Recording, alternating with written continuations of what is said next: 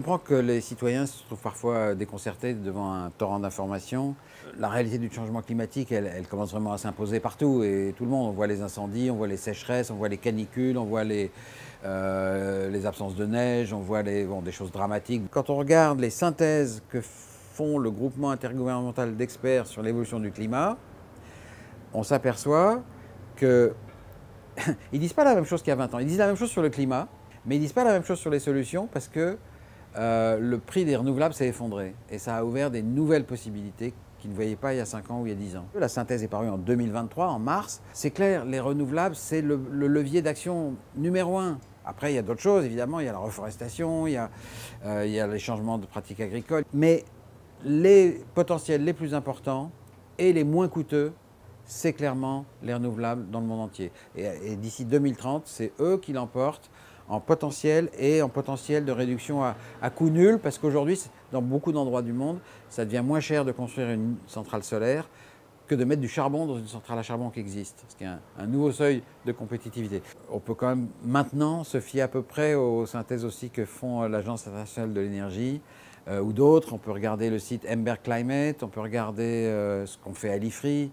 On a quand même des analyses assez convergentes, la Commission européenne, parce que le trend vers les renouvelables, c'est pas qu'en France, c'est pas qu'en Allemagne, c'est pas qu'au Danemark, c'est pas en Espagne, au Royaume-Uni, mais c'est aussi aux États-Unis, c'est aussi en Chine, c'est vrai en Inde, c'est vrai maintenant en Afrique du Sud, l'Indonésie s'y met, enfin voilà, le monde entier est en train de basculer vers ça.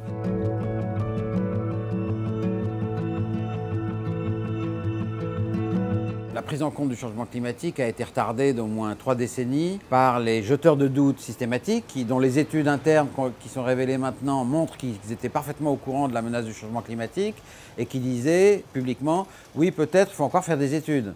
Et pendant ce temps-là, on gagne du temps, on continue à vendre du charbon, du pétrole, du gaz. Il faut bien voir qu'on s'attaque à des lobbies extrêmement puissants.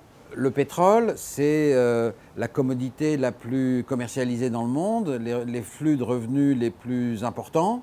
En plus, c'est soutenu par un certain nombre de pays, pour qui c'est une recette très importante. Le deuxième point, c'est que sur les solutions aussi, les renouvelables dérangent. Ça dérange non seulement les fossiles qu'il faut chasser, mais ça dérange aussi des solutions concurrentes, comme le nucléaire. Donc une partie du lobby nucléaire se rebelle contre l'idée des renouvelables. Vous avez des gens pour qui seule la décroissance peut nous sauver.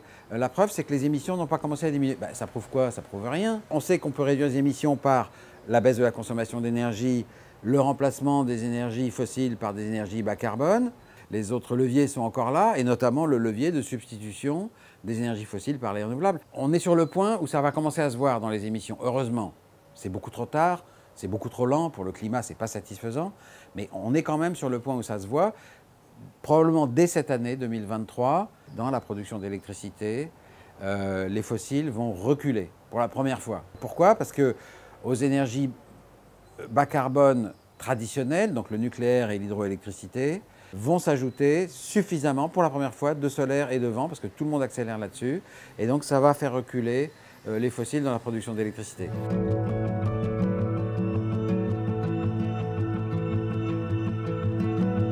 L'exemple de l'hôpital est intéressant. C'est-à-dire qu'il y a des consommations d'énergie, d'électricité, qui sont absolument essentielles et qui doivent être fournies en toutes circonstances. C'est pour ça que dans les hôpitaux, il y a un groupe électrogène.